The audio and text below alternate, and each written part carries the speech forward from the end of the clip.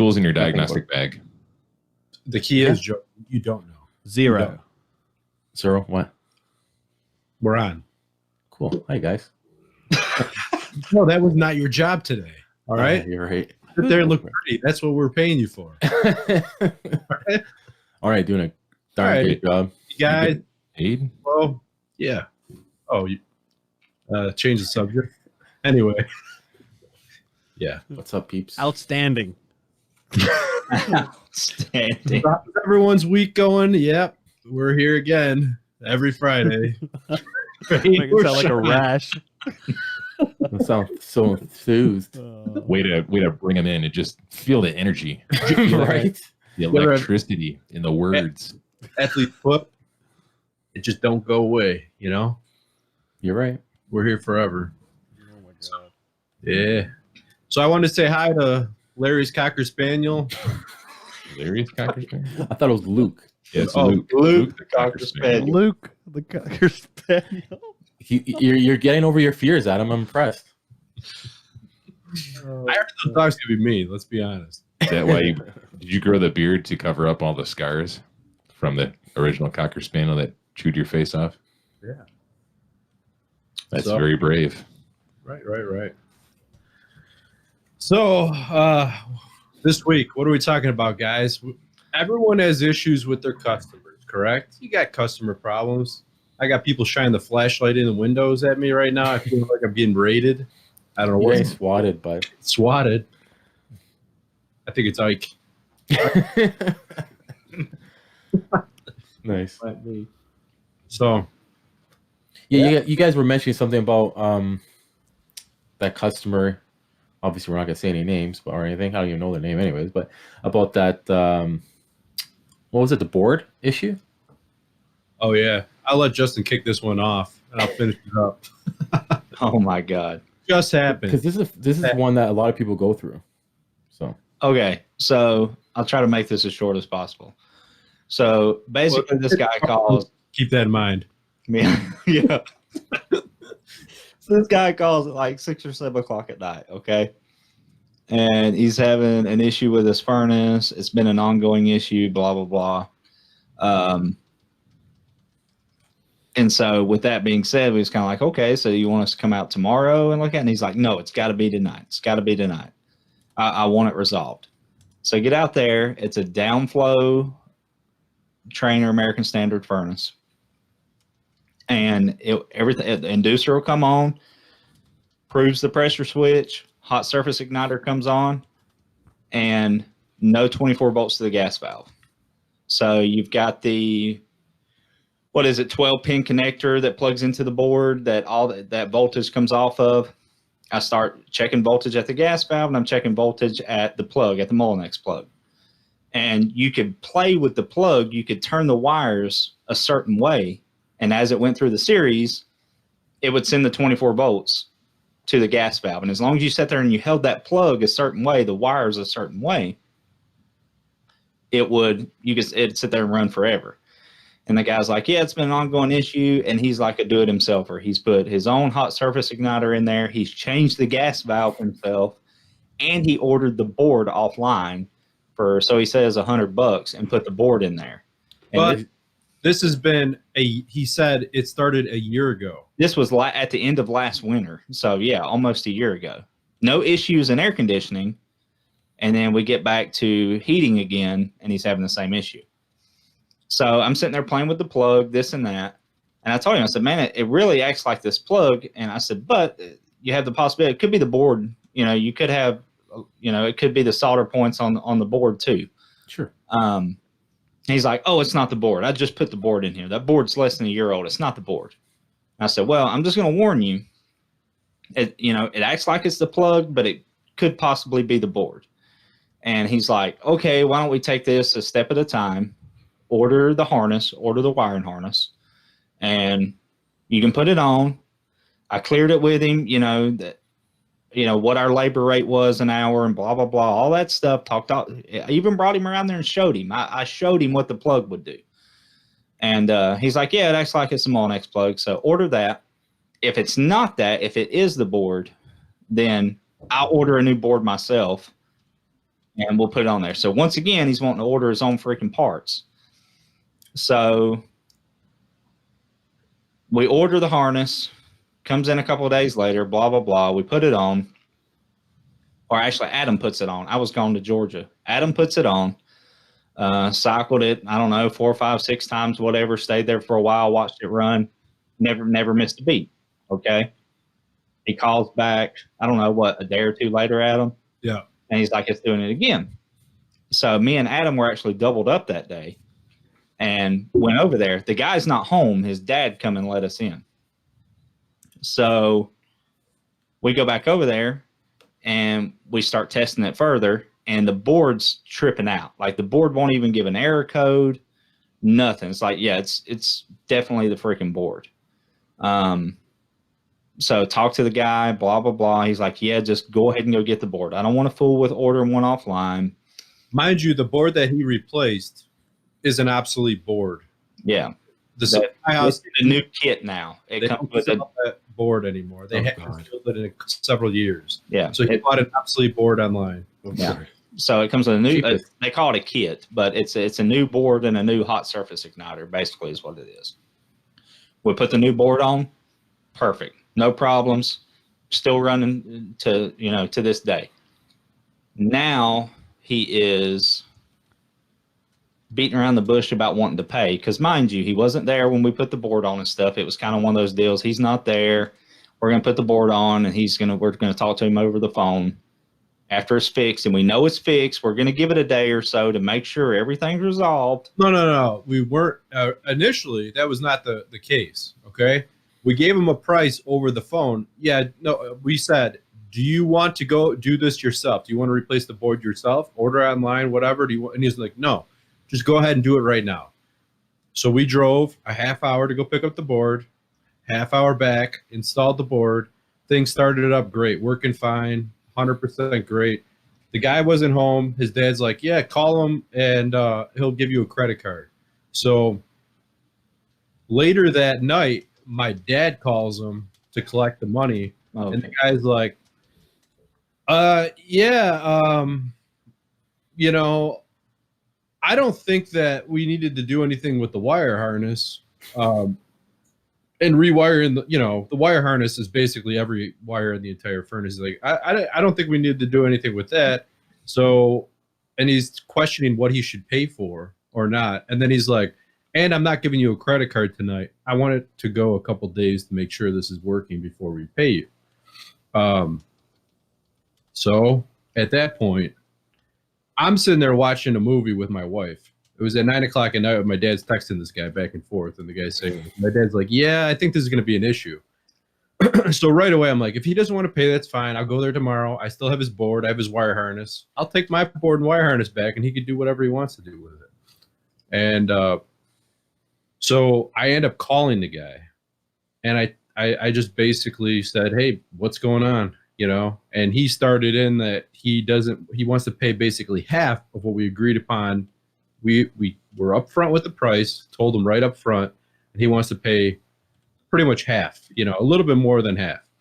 And I'm like, no, that's not how it's going to work, And I told him, I'm like, hey, man, I got no problem. I'll be there first thing in the morning. I'll take my board back. I'll take my wire harness. I got your stuff. I give it back to you. No. Listen, I'm not going to screw you guys. I just don't want to pay right now, okay? And we argued back and forth for a little bit, and then finally I got him to agree upon paying the full amount. But I mean, I understand why he would be upset. The first thing is, number one, we told him, hey, man, this is a 2003 furnace, okay? Mm-hmm. Oh, and I priced him a new furnace too. I left that part out before I ever even ordered the wiring harness, because it's not something that a distributor had in stock. It had to come from the factory, had to come from Train. So it was it was going to take a couple days to get here. And it's like, dude, you may have heat, you may not. If you're in there playing with the wires, you might get it to run for a little bit or whatever. But I went over the whole repair versus replace with him, why it's not a smart idea to dump hundreds of dollars into a 2003 furnace, the benefits of upgrading, blah, blah, blah. I went through the whole spiel with him, priced him 2 different furnaces, And his words were, "Oh no, I'm not looking to pay that much right now. Let's just fix it. Let's just fix it." And again, we had the conversation. Look, when you're dealing with a plug and a board, you're arguing me down that it's a new board, that it can't possibly be the board. I'm telling you, the plug's acting weird. We'll put a new plug on it. We'll go from there. But I'm going to warn you. And we stood there at the furnace and had this conversation that it could be the board. And he said, "That's fine. We'll take it a step at a time. If we need to get a board, we'll get a board." And now it's that I misdiagnosed it. That's his whole argument, is that he don't think he should pay the full amount because he feels I misdiagnosed it to begin with. And I told Adam, I said, I could understand him being upset if I walked in there and I said, "It's 100% the plug. Without a doubt, it's the plug. That'll fix your problem." But I did not say that, and I brought him to the furnace and explained to him and showed him what I found. And to be honest, if I was a customer, I would want to go the second option, like the plug, because usually I would think it would be a little bit cheaper than replacing a board. Mm-hmm. And usually I realize doing this, a lot of techs right away, the board is the fast get out. Yeah, it's a board. Yeah, it's a board. You know what I mean? It's what you don't understand. It's got to be a board. Exactly. The whole thing is, though, there's obviously something with the connection. You're able to move the wires and keep it running, and there's no issues when you move the wires on it. What is it? You have a 50-50 shot. What would anyone guess? The dude just replaced the board. He's got a pile of parts that he put on the furnace himself. Sitting right there. Yeah. Right. That he ordered online. So he replaced the board. You're not thinking it's the board, number one. I would deduce, hey, dude just replaced the board. Most likely not the board. Most likely the wire harness. You're moving the wires on it. It stays running, right?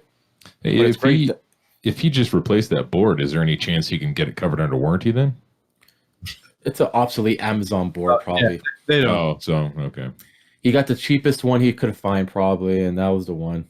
Not through an actual, supply chain.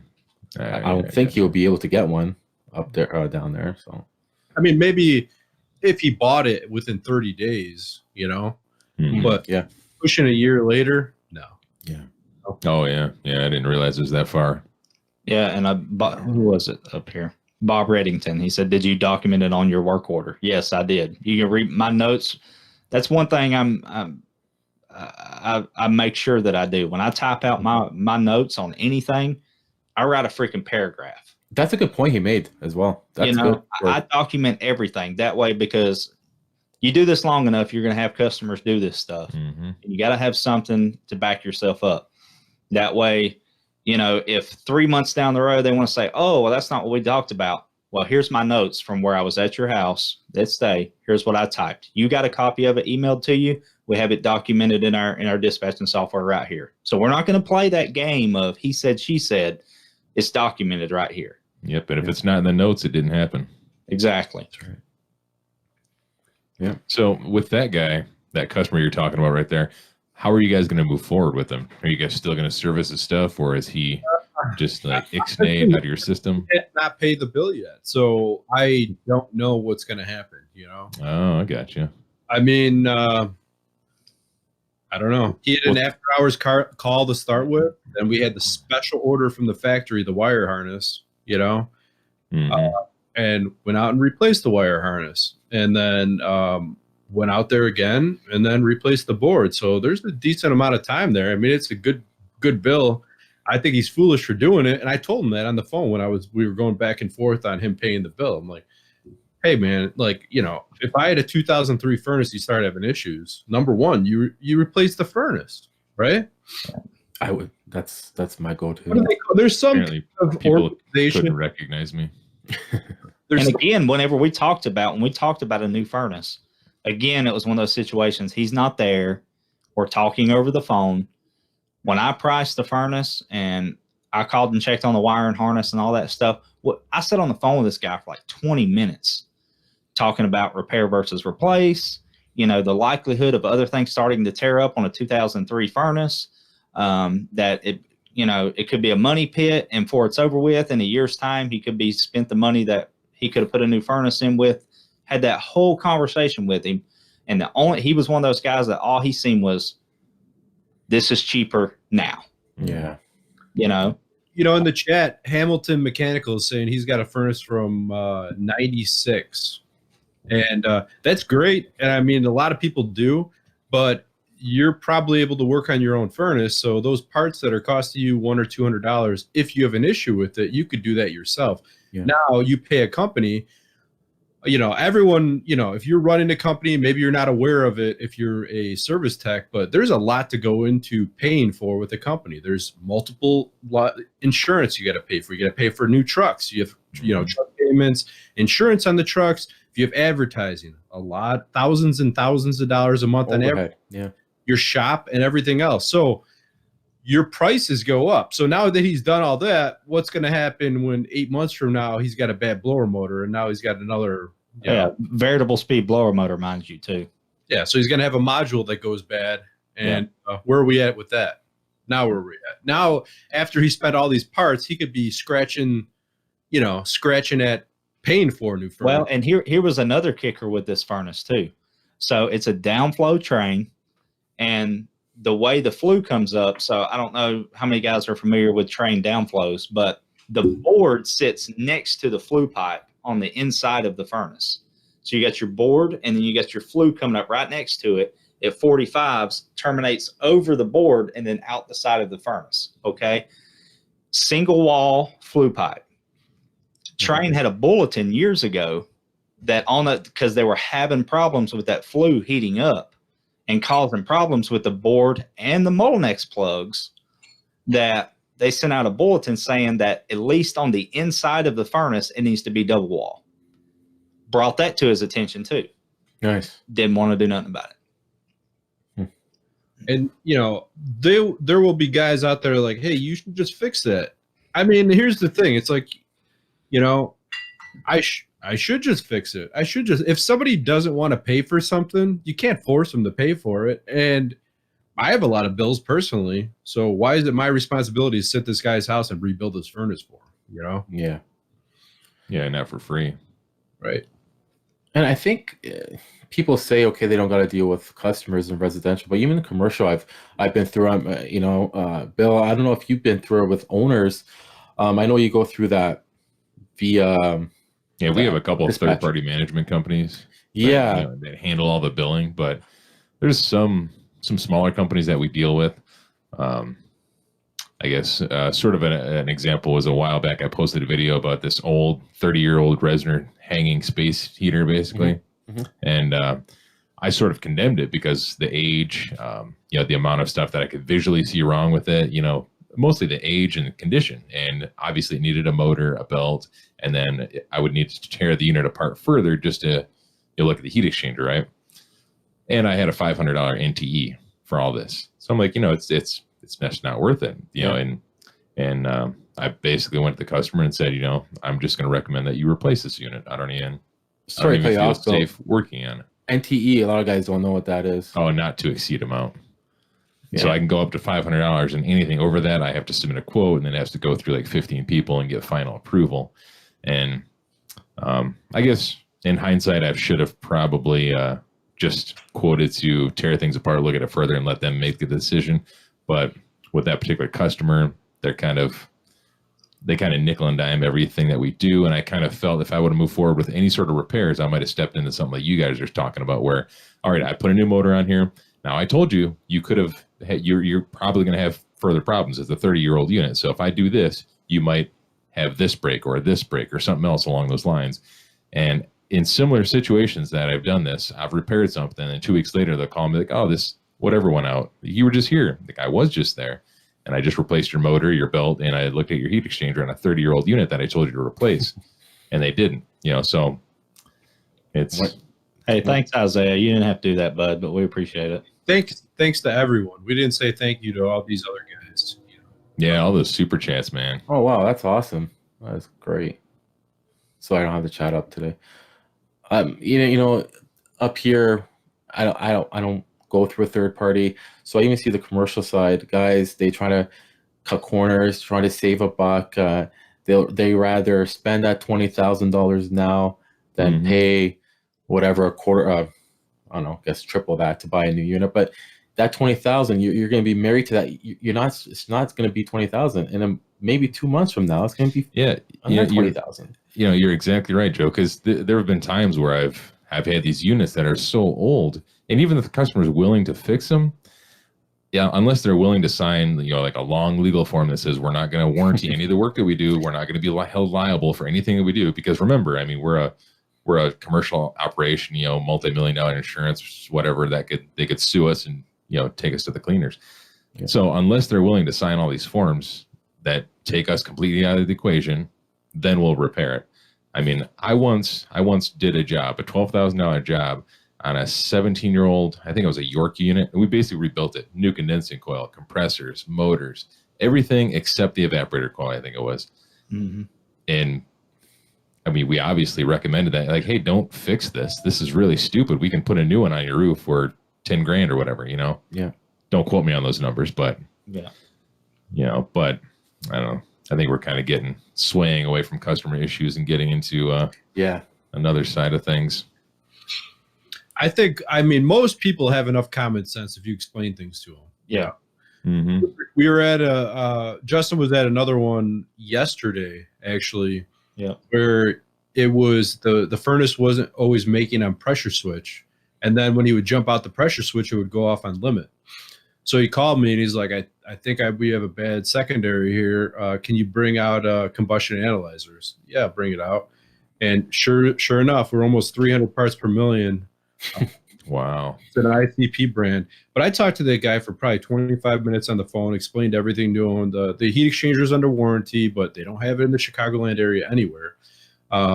Explained to him everything. He's like, man, you really broke everything down for me. And he's like, I think we're just going to go with the new furnace, and that's, I think a lot of people that have common sense. Mm-hmm. Yeah. And the big thing is just, me and Adams had this conversation. It's building value with customers. You got to have the conversation with them.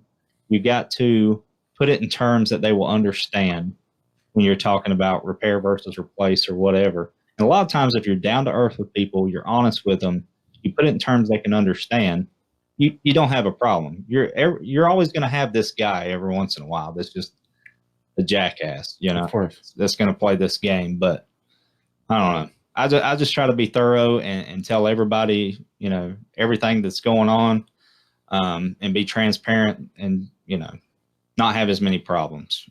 I think if you can get across to the customer, like, look, I'm completely okay in most situations of doing this repair if you're willing to pay for it. Like, that's not the issue.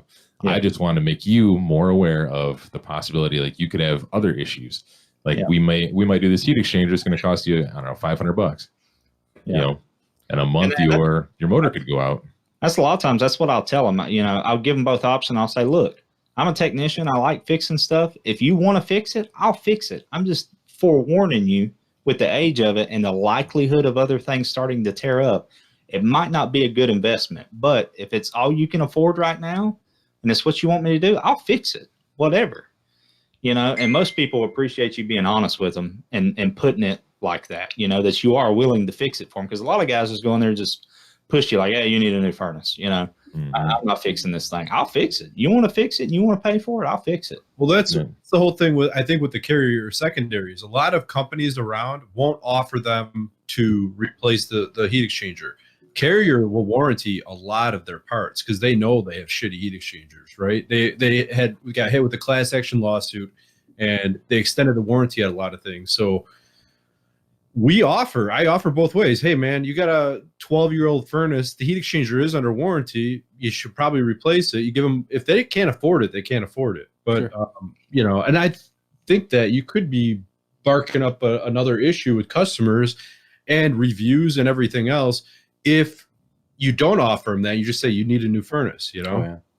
I mean, you could charge them the labor to install the heat exchanger. Why not? And actually Carrier pays a little bit on top of it. They'll give you a kickback on replacing the heat exchanger. So, Yeah. Some customers or owners of buildings or whatnot, they understand. Sometimes I'm pretty sure you guys have done it, walk away from jobs. I don't want to touch that. Kind of telling them in a nice way, like it's like you guys are saying, it's a waste of time.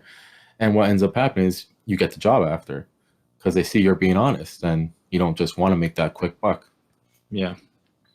So, Yeah, I think there has to be a fine line there between, you know, trying to do what's best for the customer and like getting bent over backwards by a customer. That's two different things, you know. So I think at some point you have to, you know, talking about customer issues and dealing with do-it-themselfers and stuff, you know, at some point I feel like you do just have to walk away. Mm-hmm.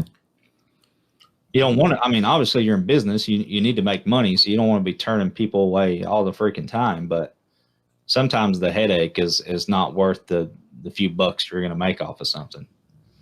Yeah, I think if you get one of those DIY customers, I think for the most part, you might just be spinning your wheels the entire time, trying to convince them that you know better, that you know what you're doing, or you know, whatever you diagnose as the problem is actually the problem.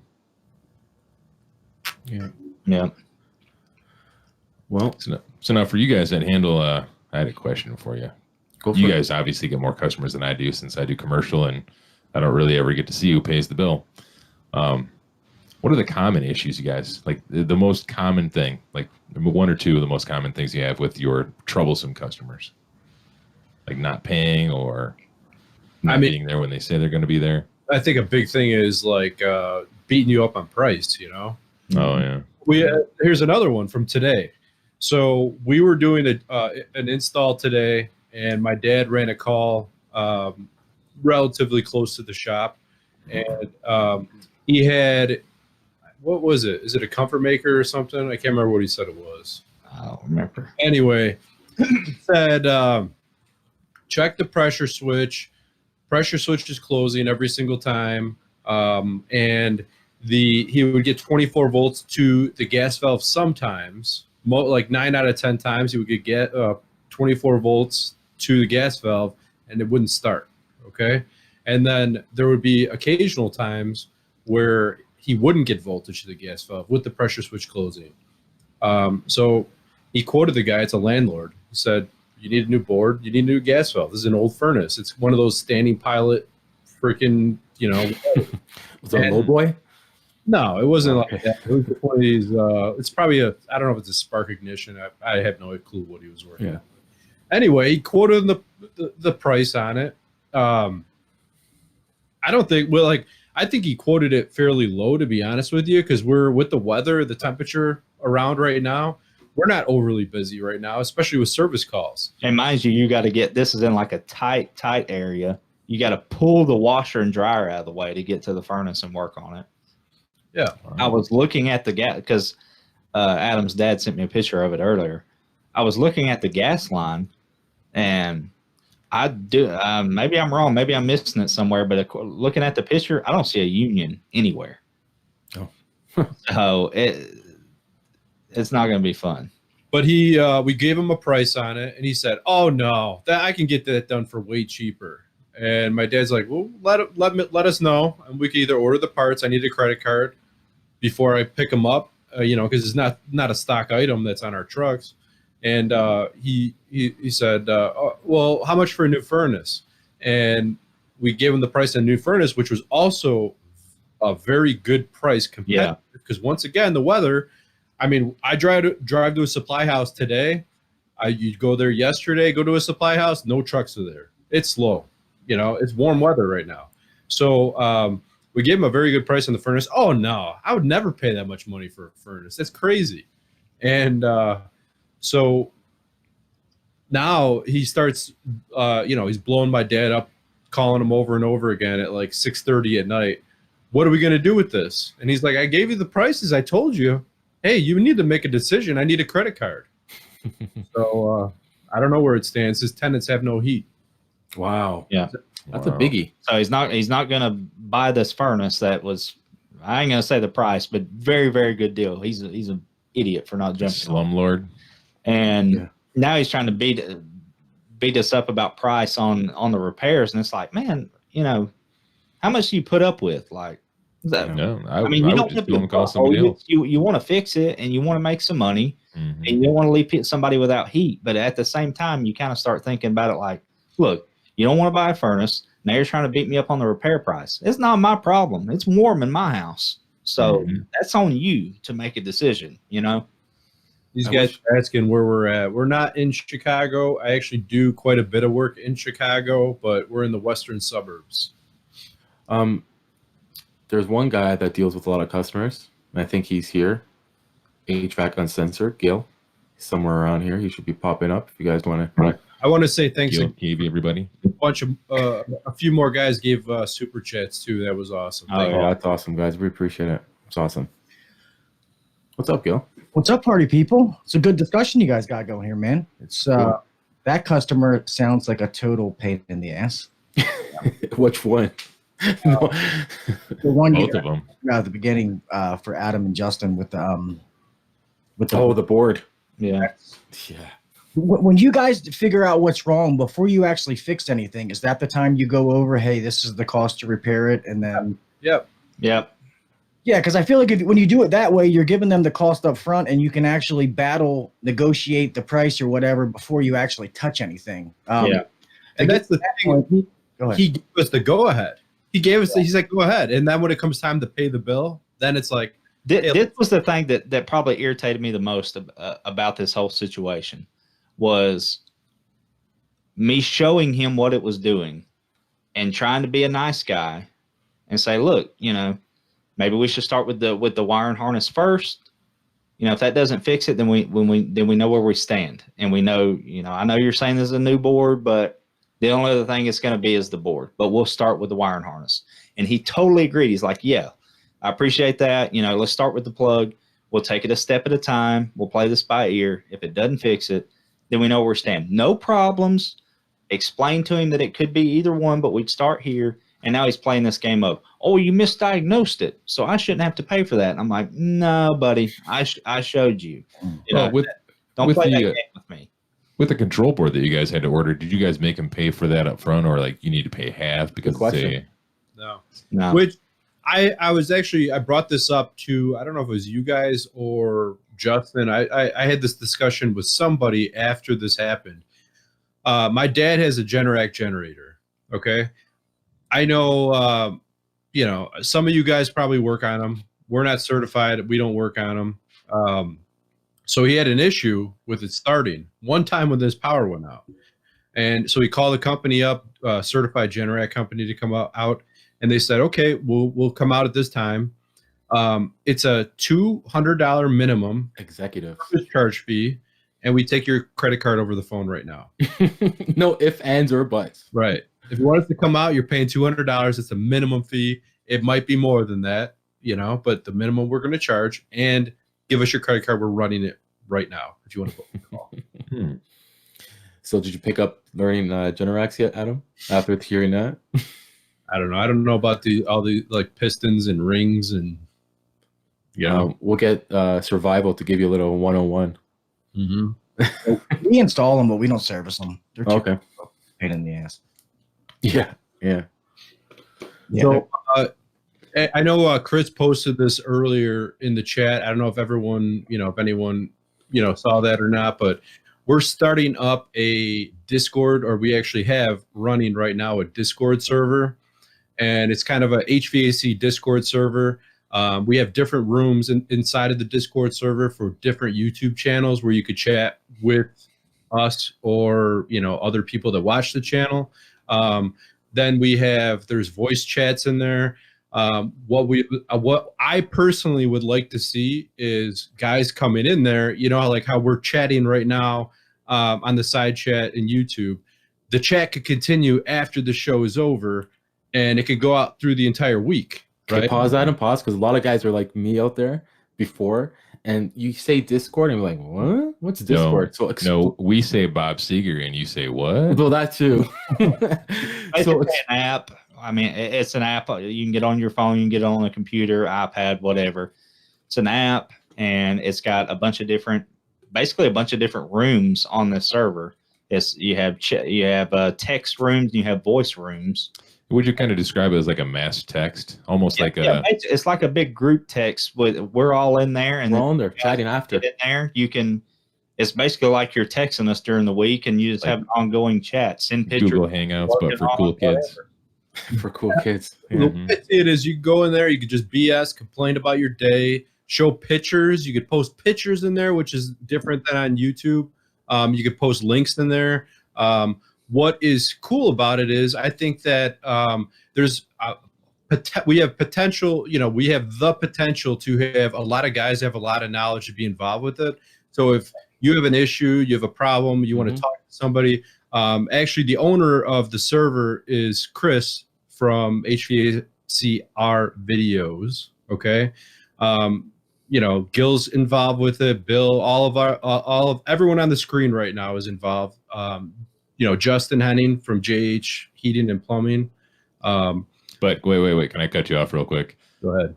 Because you and I believe Chris and maybe Zach, I don't really know, but you guys have done a majority of the work. I literally have done nothing except come on there and just be rude and mean to you guys. And for that, I do apologize. But no, you guys did a majority of the work. So we're just riding the road. I'm just riding your coattails. I mean, I'll be the first to tell you, it took me a couple of days just to figure out how to navigate it. I was not familiar with it. It was like super confusing for me. And I've just now got it down to where I understand how to navigate it and do a few things in there. I was talking to myself in a private room for like 10 minutes. We are all. Go ahead. I'm going to post a link for the Discord server right now. You could put this app on your phone and you're in the account then, and you could talk to us whenever. You could do it from a computer as well too. Like JH just put it in there. Did he? Don't jump out of the show right now. Yeah. No. But the link is in there. I'll post it again. Guys, whenever you go in there, probably the best one I would say to use, look under, what's it called under here? It is, I believe it's text channels, correct? Yeah, the text channels are good. And we'll be there's voice chats, and you could hang out and actually talk to us or whatever, talk to other guys, whatever. Yeah. One thing that's a little confusing when you go in there, there's three, if you're on your phone, there's 3 lines in the top left corner that will bring you out into basically a lobby, and you'll see all the different rooms that you can go into. And then everything will be grayed out, except whatever rooms people have been talking in will be highlighted. Jump in those rooms and have conversations at that time. So let's say like one of these viewers are out on a job on Wednesday and they're having an issue with it. They can just jump in there and hit us up, and we can text. Maybe help them out. Yeah. We do that with each other. Probably the best one I'm going to say to use, and you guys tell me if I'm wrong, but use general chat. There's one that's categorized as general chat, and that list on the left. That's got that way everybody's in there.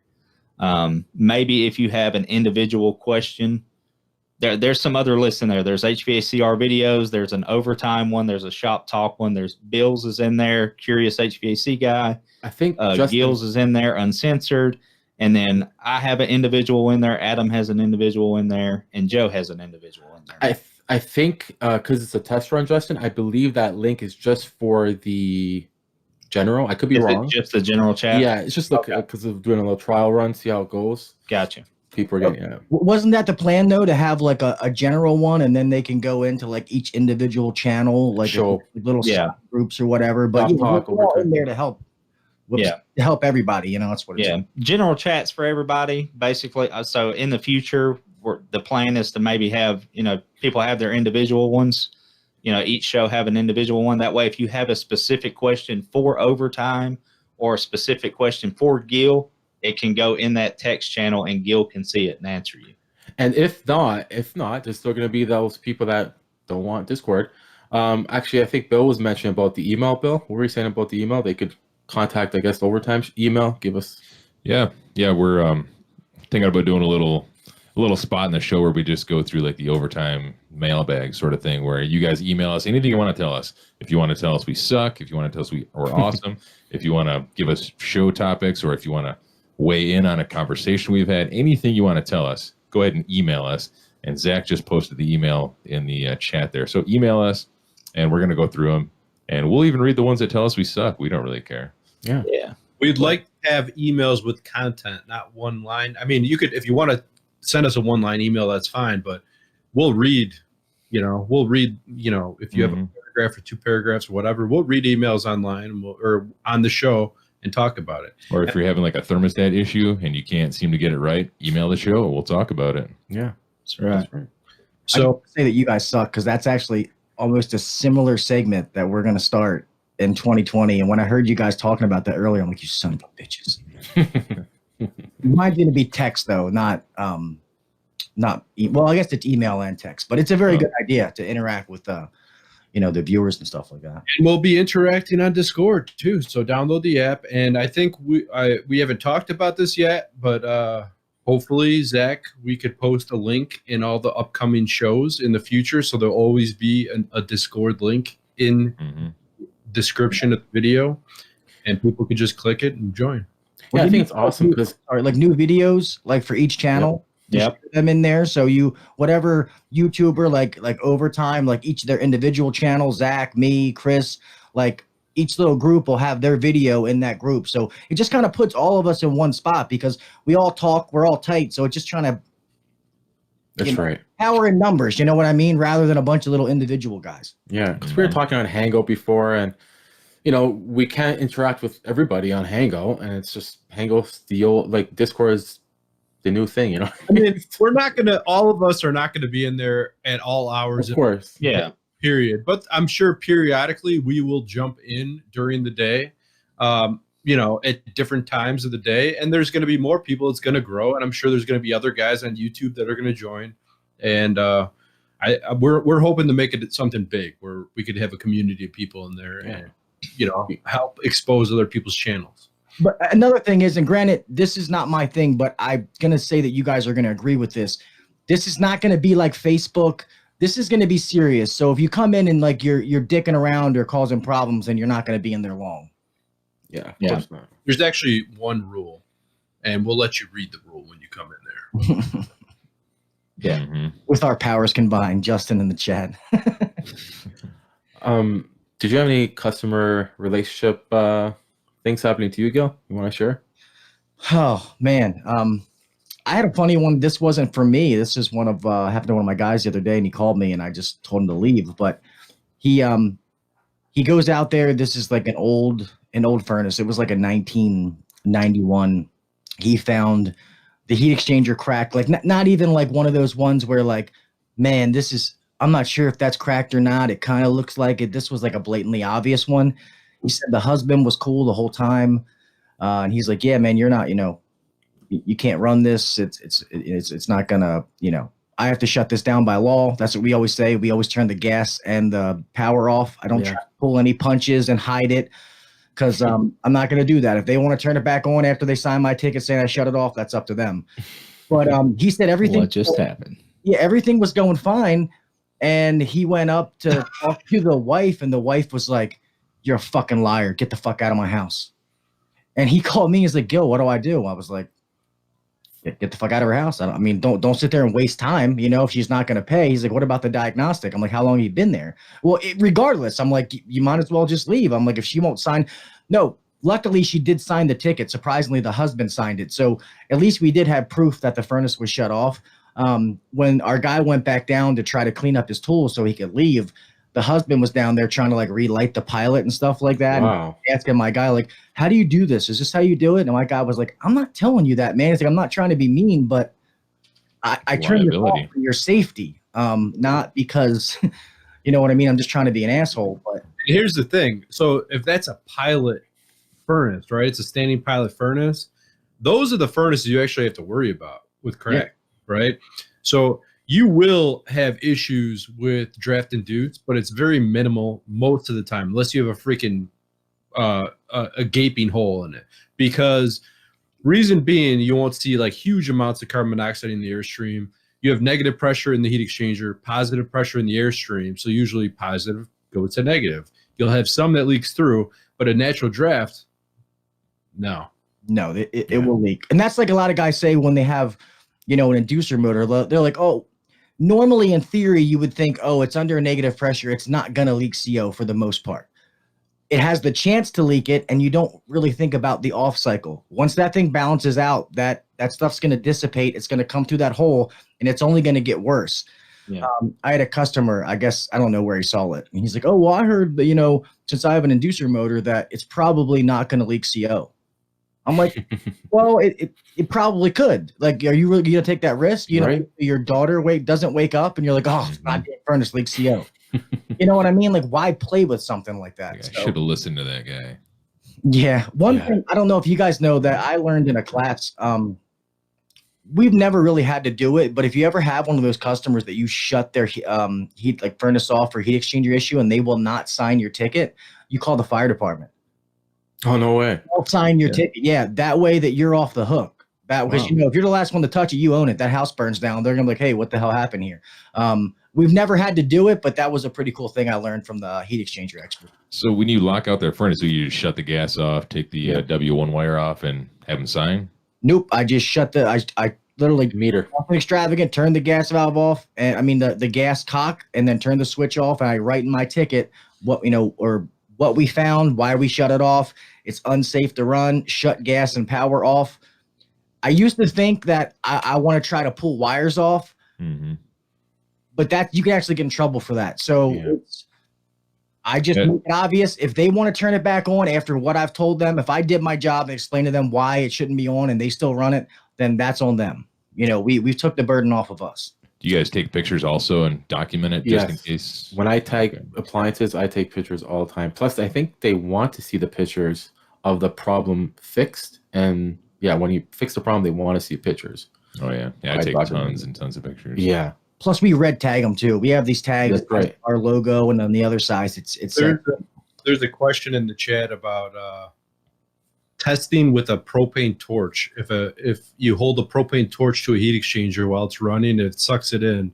If that is a judgment, if it's good or bad, I don't think so. It's illegal over here. So it would suck it in because it's, you know, it's negative pressure. It's sucking through the heat exchanger, right?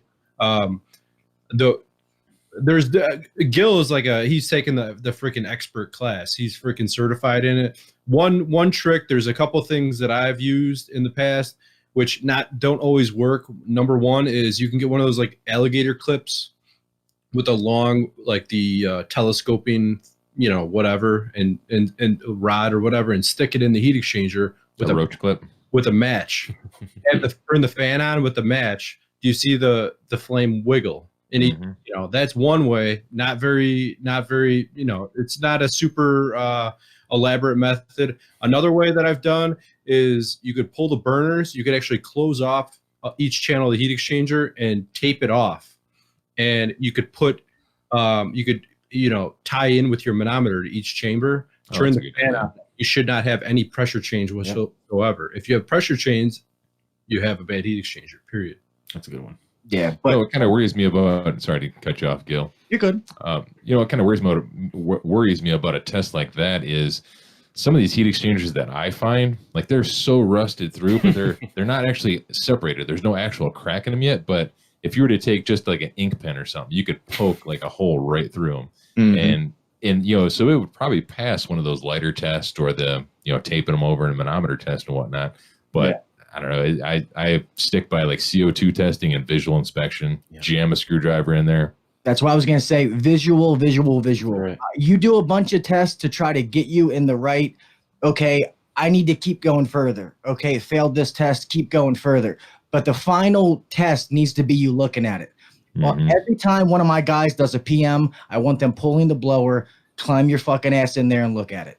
You know, it's actually part of the, like, our code, but to our code, like, it has to look sound. If it doesn't look sound, you could, you know, what's it called? Tag it. You could, not disown, I can't think of the word. You could condemn it.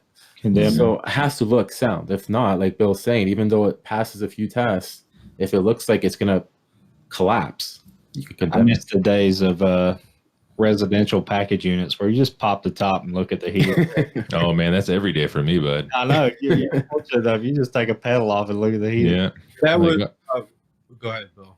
I was just gonna say, yeah, we just pull that panel right off. I stick my fat head in there with this flashlight. I'm like, hey, no cracks. With sunglasses on? Oh yeah, that's why I got a flashlight. That was Justin's interview day. Basically, he came here to see if he wanted to work, and we worked together all day. Our wives hung out together, and we ran a call, and there was a package unit, rooftop unit. I call it a rooftop unit. Just, whatever. It's not a rooftop. It's a freaking It was a brown turd in it apart. Some of these guys will know what I'm talking about. As the clamshell heat exchanger that's notorious for busting out on it. So they were having an issue with water coming through their ceiling. We pulled the top off to see if we could see what's going on with the the drain pan of the coil. It was during the heat or the air conditioning season, and we're like examining that. Justin's on the other side. He's like, "This thing's got a bad heat exchanger." I was looking at the heat exchanger. He's like, "It's got a bad heat exchanger." So I just made the call right away. Like, yeah, we're not fixing it. Nice. Didn't even give him the option, did you? Not on that thing. No. No, that freaking piece of crap. So they change it? Oh yeah, that guy. He went from he started the company like 8 or 9 years ago. It's some real estate company, and now it's like $100 million a year company. I made he had a general contractor redo the whole place that he bought, and I made a copper bar top for him in his bar area. Oh, okay. He's got enough money to replace the freaking rooftop unit. True. Yeah, very true. It's crazy the way that place is set up. Like I'm not familiar with this. Maybe it's a common thing in the city or whatever. But when you pull up at this place, it looks like it looks like a commercial building. Like if you're looking at the outside of it, it looks like a commercial building. And then you walk in the door, and it's a freaking residential house, and it's got rooftops on it. It's got what's it got? 3 package units on it. 3 package units, and then he's got 1 residential split. Yeah. Hey, real quick, I was going to get back to some of these customer issues. So I had a couple questions that, again, I do mostly commercial, and I don't deal directly with a lot of customers. So I wrote down a couple questions. So, Gil. No. I'm just like, for whatever reason, you strike me as a guy that attracts like the weird and the creepy. So what's the creepiest customer that you've had to deal with?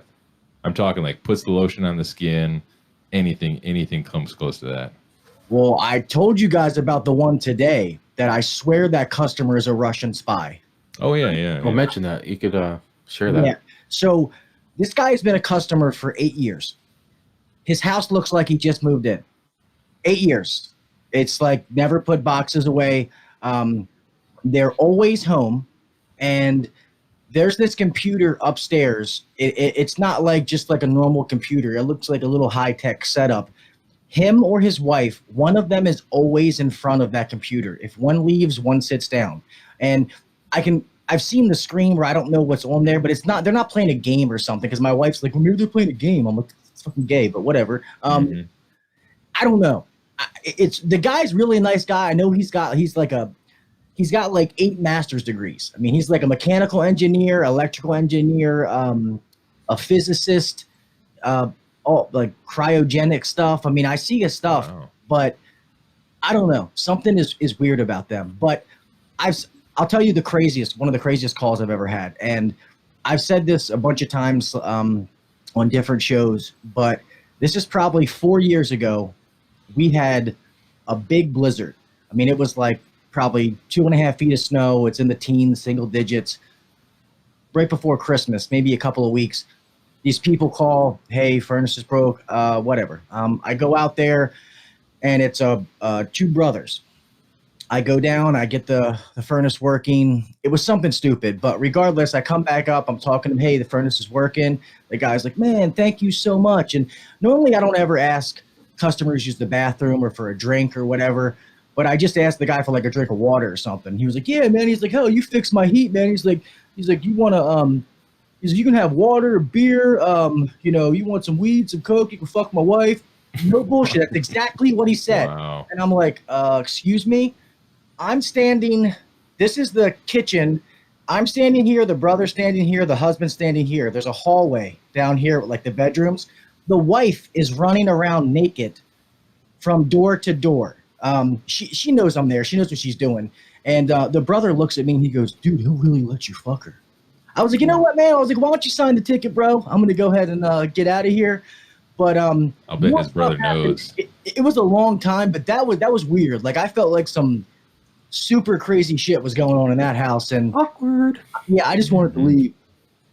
I mean, hey, I'm Wow. willing to throw down sometimes, but I mean, not in that situation. That's I that mean, is mess- It was wild. what are we talking about for the wife there? You know, like on a scale of 10, you know, between 5 and 10, closer to 8. Yeah, she was maybe like a 6. Maybe after like 6 beers, she's probably like a 12. Yeah. But you know, maybe back in the day, the old Gil would have been like, "Let's go, bitches!" You know what I mean? But yeah, not today. not the married Gil Yes, married. and the family Gil. You know, it's funny because you brought up a good point about going to restaurants or and getting offered food because you're working on their cooler or whatnot. That's another fine line. That's another subject alone. Do you take the food or not? You know? Nope. Or See? if I do, because I do a lot of hot side stuff too, depending on the kitchen, really, that's the final word. You know, that's the final call. Clean kitchen, probably. If I'm just trying to be nice, I'll take the food. I might not eat it though. I'll just take it with me just to be nice. And then, you know, give it to some guy on the street corner. Cool. But no, it's a fine line right there. Yeah, So- I've had a few customers that I'll take. They've been customers forever that I'll take stuff from. Like it's been like a last call, and like they're cooking on the grill in the summertime, and they're like, "Hey, Gil, why don't you take something?" And I'll do that, but normally I wouldn't either. Well, I don't know if you guys, what do you guys want? Let's do a giveaway, or you know what? Before we do the giveaway, before we wrap it up, 'cause it's been over an hour now. New Year's resolutions, you guys and the chat. Any of them? Any New Year's resolutions? I am going to try to quit smoking. Well, I'm going to quit smoking. I got some patches and stuff like that. I was very good at smoking, man. And when my dad passed away, I went back to smoking like full bore, and I quit for like 8 months. So then it was so hard that when I started smoking again, it kind of like plays games with your mind. So I definitely want to quit smoking. And then obviously I have like podcast goals, you know, things like that, which I'll have a video coming about 2020 about setting goals for yourself. But, you know, to get the YouTube channel going and stuff, like I actually post videos, you know, not have a YouTube channel with no videos. But, yeah.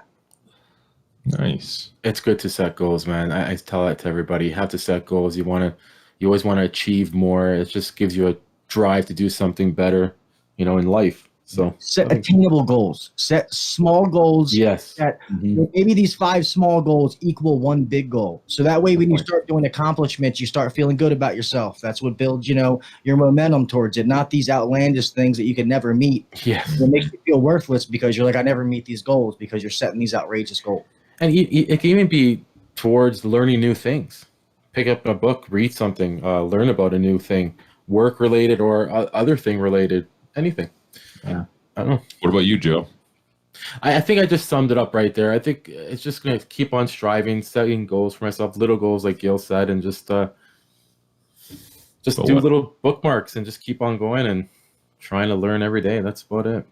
Trying to learn every day. Is there a goal you're working towards? Like, are you learning to like pass a test, get a? Yes, I'm actually. Yes, I'm trying to.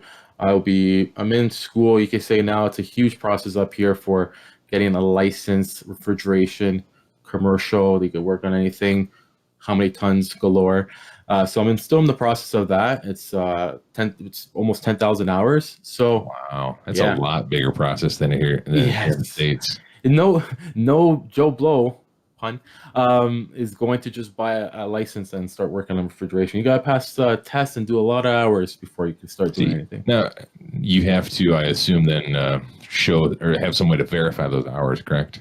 Yeah, absolutely. You need a qualified licensed guy to sign off on them and sponsor you. Well, I think Canada is way harder than the States, isn't it, to get licensed? Like It seems like it. all that. It's like, well, there's some states in the United States you don't even have to have a license. Like I know Pennsylvania. I realized.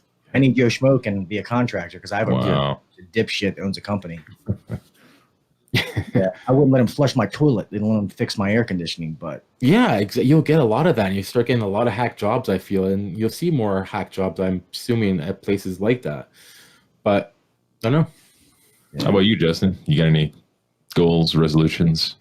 Yeah, I mean, obviously, I think my goal constantly is just thrive to be better, be a better dad, do better financially. Oh, that's a good one. Yeah. You know, and not to take away from people's New Year's resolutions, but I'm just not.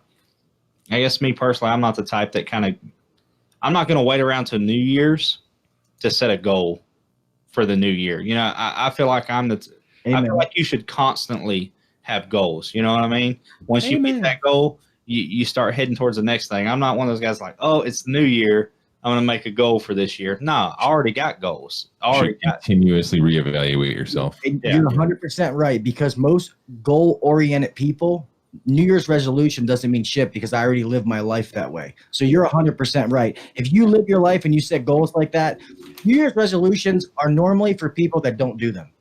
Yeah. Like about the gym. You don't go to a gym in January because every Joe Schmo's in there. You can't find a piece of equipment. But you go on February 1st, fucking empty. Crickets. Yeah. So church, help with church. Yeah. Yeah. I'm gonna start going to church. Anyways. How about you, Adam? Any goals, resolutions? I am trying to kind of really, I don't know. Resolution, no. I think like just recently in the last, 6 months, I'm really trying to focus on business more than just HVAC. I want to be better at what I do as a company instead of just being good at HVAC. I want to be successful. I want all the employees to be successful. I want people to want to work, and that's my goal. And I want it to be fair. I want everyone to flourish, Do you have any goals like a certain amount of technicians or trucks you want to put on the road next year? No, I mean, I had a business consultant come out a few years ago. His name was Wayne Atkins. He was the HVAC business doctor. He has recently retired, but he would be a consultant. He would fly around the entire country and come out and examine your books and tell you what you're doing wrong, what you should be pricing minimum at, where you're lacking, if it's service, if it's installs. He basically looks and says, oh, you're making all your money in installs and you're losing money in service, or vice versa. And he is gone now, and I don't know. It opened my eyes up to quite a bit of things, basically. It's actually good. I took a class one time where it says, as a business owner or a manager or something like that, you should always, every so often, at least once a year, have someone that's not on the payroll, but you respect their opinion, look at your company and give you their honest opinion. Because you don't want to be somebody you're paying because they're going to tell you what you want to hear because, they don't want you to fire them.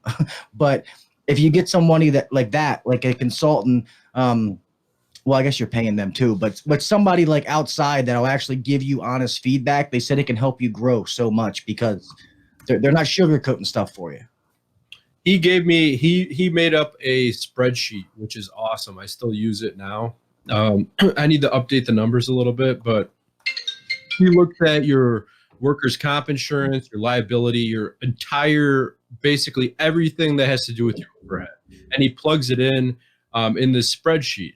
And then when you're bidding jobs, you basically enter everything. What are your materials on the job? Is there a commission? What is the percentage of the commission? Do you have a subcontractor? Like, meaning, is there a crane? Is there anything else? He has a contingency factor. So you put in, he says he recommends a 5% contingency factor.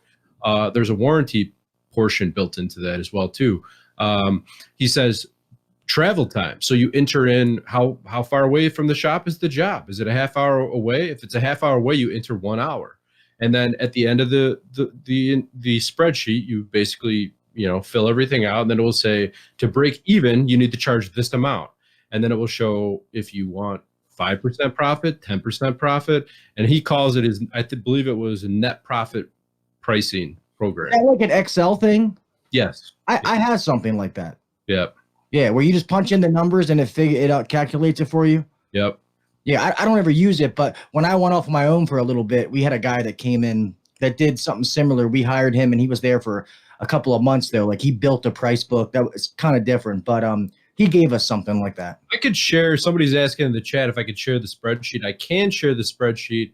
The only thing is the numbers in the spreadsheet, as far as whatever the overhead and all that, you have to enter in what your your liability, what your workers' comp is, and all that, and then you enter in like basically your highest paid tech, and then you say, okay, I'm estimating this job takes 8 hours, but if you have 2 guys on the job, you put in 16 hours in the job. You have to enter in all your own information. You can't use my information. I could send that out. I mean, if he wants, he should email Overtime or Discord, and you'll do that. Yeah, speaking of that, don't forget, guys, email us. Send us your questions, your complaints, your whatever in between. Tell us we're awesome. Tell us we suck. Somebody said earlier, Gil, your face is offensive. Yeah, that's Matt, you son of a bitch. Well, hey, I know you guys got to close your show out and do a giveaway. I mean, I'll still hang out, but you guys are awesome, dude. Thank you for letting me come on here, man. I'm sorry I'm not here every week, but I love what you guys are doing. You guys are kicking ass. So can you put appreciate it, a bag or something so we don't have to look at your offensive face anymore, Gil? That's nice. That's a little bit better. That's perfect. Perfect. There you go. There we go. I don't feel so bad now. I feel less offended. Let's do the giveaway, guys, before we get out of here. Do it. Do it. What are we doing? We're doing Nightbot giveaway, $50 True Tech Tools giveaway. Is that correct? Tech Tools. So chat it up, I guess. Right? Chat it up. This show may one day be brought to you by True Tech Tools. Nice one, Bill. Hello. There's Zach. Hello. B Hopper. Hello, everybody. Great show, Zacchaeus. guys. Awesome, thanks. You guys did great. Look at you bringing in all the people and everything. Fantastic. Yeah, it's Hey, awesome. Don't say that out loud. They might not come back. No, bragging makes people come back. We're awesome. Yeah, true. We have a Discord chat, and we want to talk to you. Yeah. What other channel has this many beards on it? Seriously. Right? Good God, you're right. What Beard is the deal? manifest. No other show. Man. It's like the Somebody freaking said that Confederate earlier. Army. It said, why does every guy on here have a beard? Because you have to have a beard to be on here. Right? If not, we kick you off. Go ahead. When do you guys shave? You won't see him again. God. Yeah, then I would change my show to HVAC Gayness. Mm-hmm. Like HVAC Overtime. Hey guys, hosted by it's babies. Monday. Welcome to the show. Babyface HVAC. Mhm. Yeah. Never mind. I was gonna say something, but shut up, Gil. Yes. PG rated. Gil's Yeah. controlling himself. Are you kidding? Gil said the F word like 7 times during the show. I know. Dude, I didn't bother. I'm sorry. It's Like 4 fine. years Hey, from now, Shannon's it's still fine. going to be saying that. Did you see what Shannon put? What do you say? No, what do you say? Hashtag #Tab9. That's funny. By the way, as everyone's chatting, I'm sure everyone in here probably already knows, but Gil is from the HVAC Uncensored channel. Mhm. Go- That's why he talks like how he talks. Yeah. He's from a different world. Dude, let me take this, Gil. Don't even worry about this. It's his uncensored opinion, guys. It's Yes. not about being crazy in his Facebook group. Yes. It's not about swear words. Yeah. And I've actually been pretty good with my language, except for tonight. But I've been trying to do better. I downloaded a censor button so I can beep, But That's awesome. You don't It need is- that, Gil. That's what you're known for, man. yeah, I know. I'm not changing for nobody. I don't know why you bought a censor button. You For got to decoration. hit the Nightbot button. These people just keep talking and talking and talking. Yeah, no kidding. All right, that's good. I'll hit the good, button guys. here. Here we are. We're going to roll it. Let's see who the winner is. It's Brandon Brenny. That's our winner. Oh, we got a new guy, Well, he's been around, but but he's never won on our show. he's never won on this particular show. That is correct. Let's make that clear, Adam. I guess Zach remembers that name. Yeah, he's definitely been around before. But That's awesome. he can email for the gift card email hvacshoptalk@gmail.com. You know, in the future, we'll just say the other email because it's less confusing. Yeah. Any questions? You could do shop talk or overtime. Zach needs to download the HVAC Overtime email on his phone so he has readily accessible That's a version. great idea. That's a great idea. I will do that. Great job, guys. Man, you guys had a great show. I was just sitting back and listening. You guys were on a roll. Well, It was good. best thing to do when we're at the top is to end it. Yep. Mhm. Go for it, somebody. And on a high note. Seinfeld, Michael Jordan, you got it, man. Go ahead. So with that, guys, thanks to everybody out there watching, all you new guys, all you first time people. Appreciate it. Hit that thumbs up button if you haven't already done so. And don't forget to go on YouTube, look for the HVAC Shop Talk channel, Curious HVAC Shop Talk channel, Joe's channel, HVACR North. Don't forget Gil, HVAC Uncensored, A-Team. Well, no, I take that back. Adam hasn't made a video in like 9 months. I just made a video the other day. Oh, okay. I rescind my comment. Start making videos. And Hey, I'm in the middle of meter testing. All right, Don't so I got forget. videos to come. Don't forget Justin's channel, Beaver HVAC.